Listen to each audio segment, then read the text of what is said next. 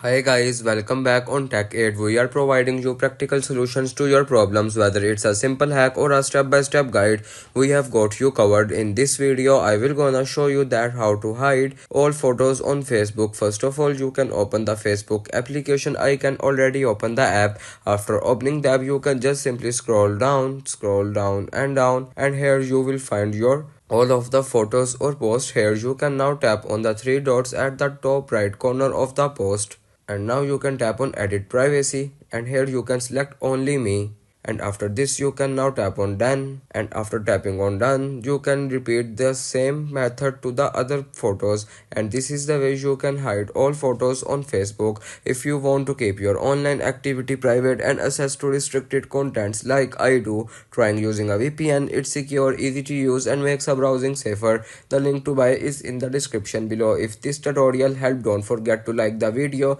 and subscribe for more practical solutions. Got questions or need extra help, drop a comment below and we will be happy to assist. See you in the next one. Thanks for watching.